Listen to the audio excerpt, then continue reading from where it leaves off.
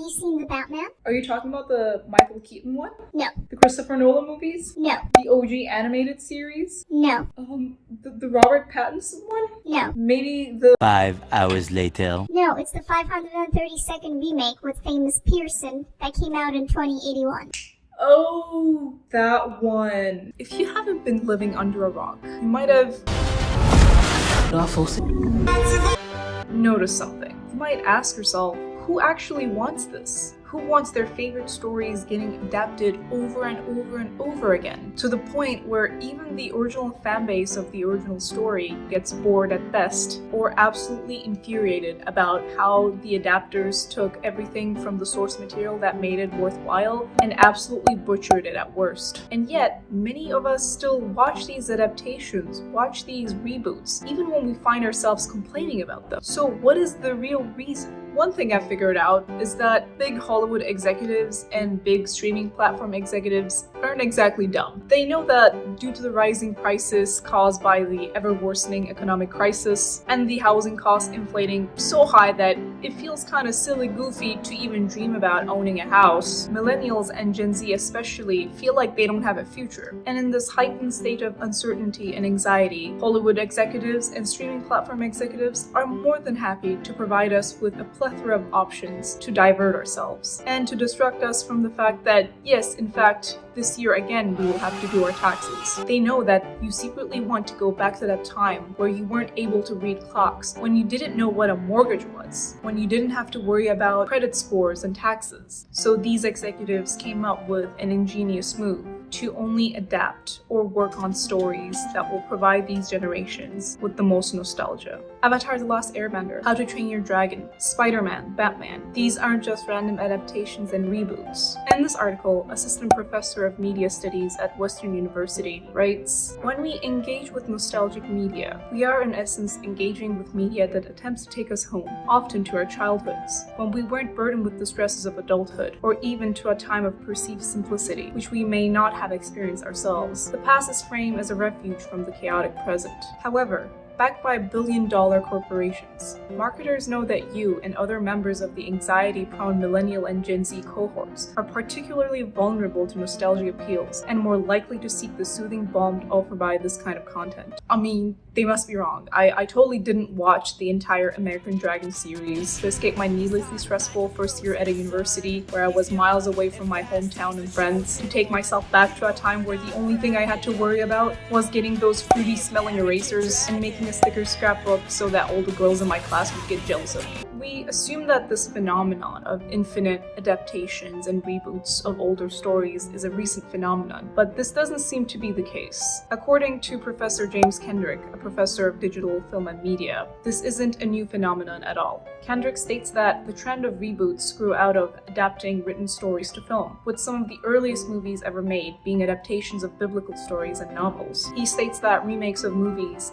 happened as early as 1930s. And here's a passage of him explaining why often books were selected to be adapted to the big screen. Film as a medium has always been about adaptation and using pre-existing properties because they already had a name recognition. Hollywood as an institution, what they typically do is find something that works, and then they try to do it as much as possible. Innovation is not always one of their driving ambitions. Similar to this statement, Chris Hansen, who's a film and digital media department chair, says that the name recognition of major franchises means the films already has a ready-made audience that will more likely see the movie. By having a built-in audience, these movies are a safer bet to invest in. Hansen also went on to state that original movies usually make less at the box office than franchise movies, making them a bigger risk for studios to produce. As an alternative, Hansen states that streaming platforms will be a place where original content and original movies can flourish. Although we do see some good Netflix original, Prime original shows and movies, adaptations of older stories doesn't really seem to come to a halt.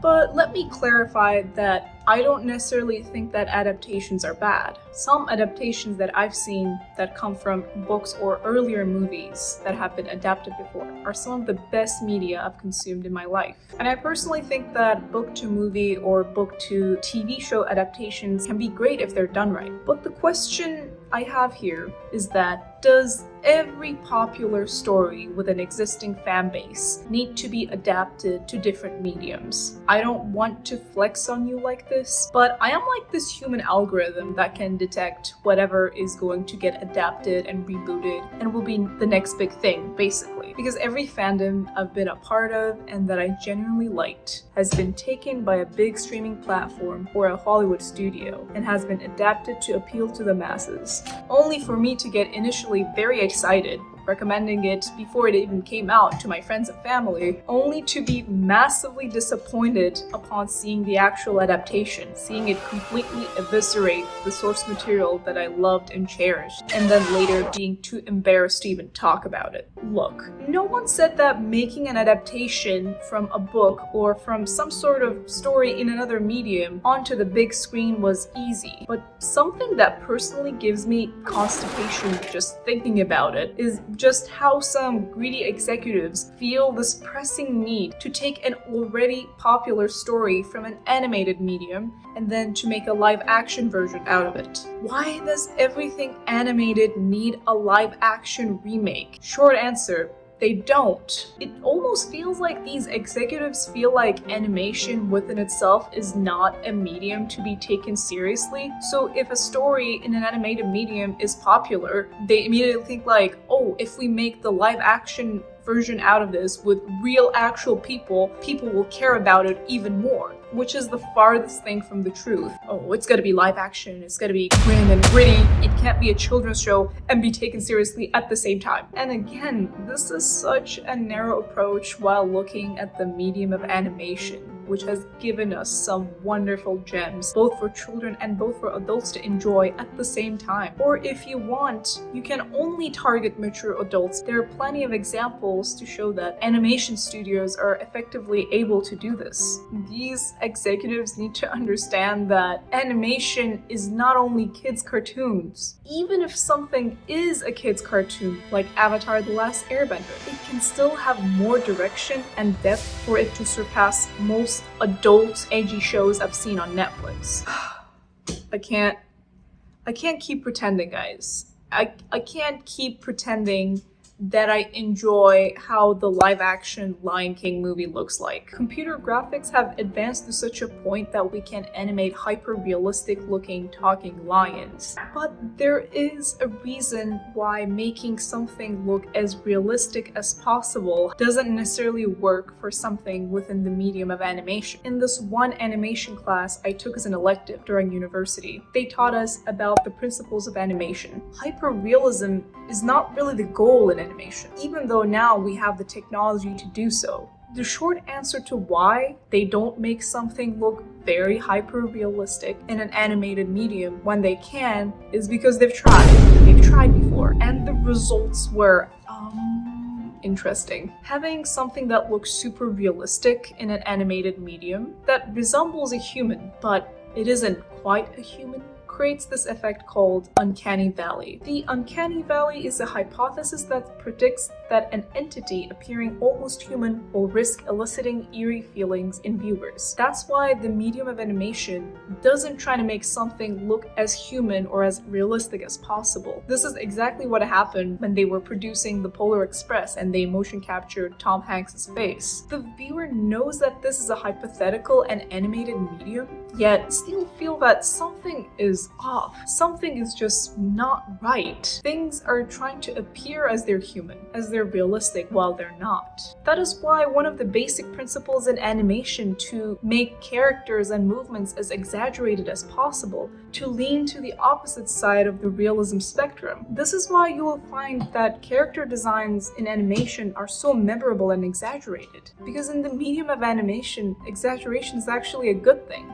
I mean, I can make another whole hour-long video about how the medium of animation is incredibly important and versatile, but this is the extent I'm willing to talk about it today. Well, up until this point, I've talked about how in the visual mediums of cinema and movies and TV shows, we feel like we don't see any new original works. A lot of people feel similarly in the medium of books. I mean, how can this even be? Isn't writing, especially without this very intense pressure coming from studios and producers, an environment where writers can flourish in their creativity? Turns out, no. If you're in any way familiar with the platforms BookTok, Bookstagram, and BookTube, you will know that these platforms change the way books are written and published forever. On the surface, it seems that the literacy rate, the amount of people that read books, is going up.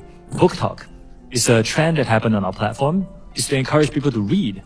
And globally, it has 115 billion views, and it's fantastic.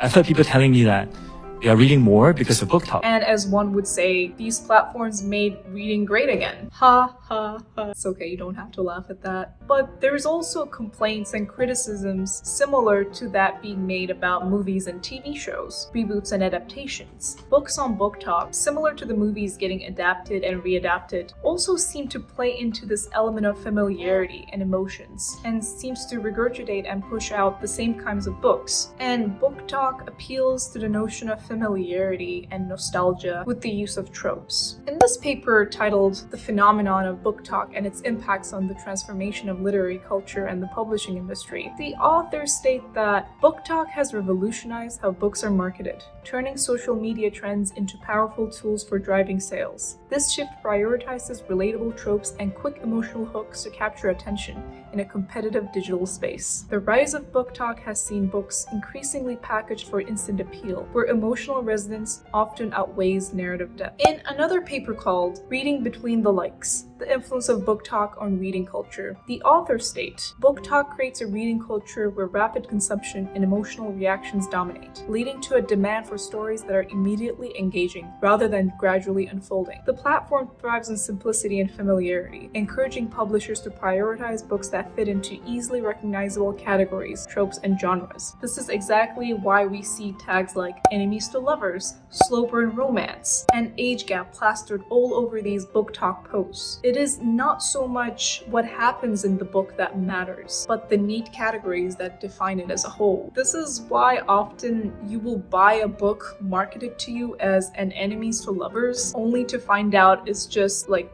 a simple office rivalry where the main love interest call the girl something mean over lunch. Although tropes have always existed, and these tropes, enemies to lovers, slow burn romance, they aren't necessarily anything new, but they've been highly popularized by the rise of BookTok. So people can assign these tropes to any sort of story they find and feel that it accurately describes the entirety of a story. The way we perceive what is an original story is shifting. Now it doesn't seem to matter so much if you have an innovative concept, an interesting magic system or world that slowly builds into a gradually unfolding story and narrative with a spectacular plot twist at the end. No, if this book can't be summed up in a 15-second TikTok, it's not going viral and your book ain't selling any copies. It's not really surprising that we see a lot of these people who are marketing their books off of BookTok going viral with a certain post that they have, and agents and publishers immediately acquiring their books for them to be published, only for us to find the actual published book to be significantly lacking in terms of quality. Writing is not a simple process, and often some books can't be summed up with a 15-second TikTok clip. But the actual quality of the writing doesn't really seem to matter, because all publishers care about is that just getting people interested and selling the book. TikTok really has redefined how books are valued, where a 15-second pitch can determine if a book can be a bestseller or not. So you can see how in this instantly viral marketplace of instantly viral stories and premises that can fit into a sentence, how authors with genuine creative ideas that might not fit into these very rigid tropes might not be able to find a voice on these platforms. There is an intense pressure for upcoming authors to put their ideas into these very marketable and sellable tropes. And although I think there is merit following very popular trends, I don't think it's necessarily a good idea just to write your book based on a bunch of tropes. This isn't really a book, but hear me out. Try to imagine pitching the premise of the game The Last of Us in a 15-second TikTok. A bitter and a weird case of extreme dad bod strength. Dad loses his daughter in a zombie apocalypse, and then years later he meets a girl who is immune to the zombie virus, where he is tasked to take her across the country to find a possible cure for the zombie virus through this little girl's immunity. So, would you read this? Would you play this game? No! The actual stories that had an emotional impact on me weren't because they had a certain kind of trope. It was because of the time I spent with the characters in these specific worlds they inhabited that revealed their natures, their desires and their fears, along with the specifics of the world that they inhabited. The stories that stayed with me to this day and had an impact on the personality that I have today were not necessarily stories that began with guns blazing, but mostly stories that gradually reveal themselves in other unexpected ways. Sometimes these stories had tropes that I wasn't even necessarily interested in. Personally, I never liked the zombie apocalypse trope. For me, it seemed so overdone, so boring. I thought to myself, there is nothing within this trope that I can consume that will make me interested in it. And still, I devoured the game The Last of Us like a little whore. I loved The Last of Us. It wasn't the trope that attracted me or made me stay in the story. It was the narrative. It was the characters. It was the themes. I am not trying to shit on any authors that went viral on TikTok. Honestly, that would be a fucking dream come true. Imagine just sharing one line or just the initial premise of your book and it going viral to you signing up with publishers and literary agents for a 6-figure deal. But a book, a story with its entirety, is not meant to be diluted into singular tropes. Tropes are just elements, and just having something familiar that you've enjoyed before doesn't even guarantee that you will like the story. I've seen authors take tropes I love and absolutely butcher them. And I've seen authors take tropes that, I didn't like or I wasn't necessarily interested in and absolutely transform them in a way that left me bamboozled. So it's not necessarily a trope, but the way you work with the trope that defines the quality of the certain story that you're gonna write. But of course, it is easier to appeal to a person's familiarity, and it is easier for marketing purposes to package your book or the certain story that you have with these very familiar and easily recognizable tropes or elements. And don't even get me started on AI and how people use AI and ChatGPT to mass produce their books. Book covers, please stop.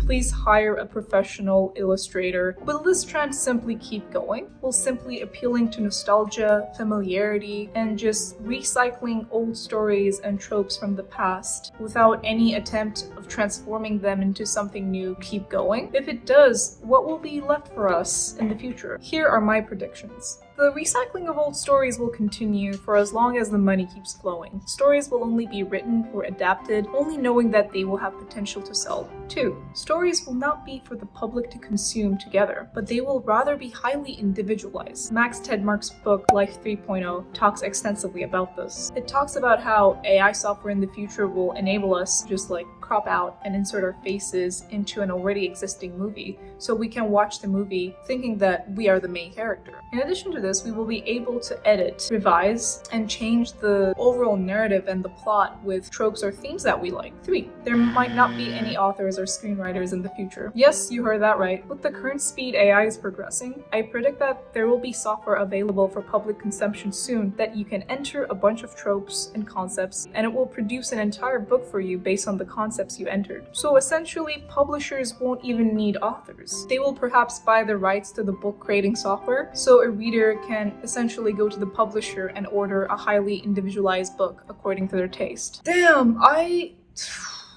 seems like a great future that I no doubt want to be part of. I just love working for profit incentive and not from a genuine place of wanting to create and provide value to people. While these predictions might seem pretty bleak, I think we still have the power to change things in the future. We, as the consumers, make the decision of whether we will consume something or not. We control the demand, and we can certainly raise our standards and make a stand. No, I'm not watching another bare minimum effort Witcher adaptation. No, I'm not watching Avatar: The Last Airbender live action season 2. Please leave this beloved series alone. So I'm hoping that if we do make a stand, there will be a future where not only the way something is packaged is important, but the actual value you get from the story is important again. Let's go, Mojo.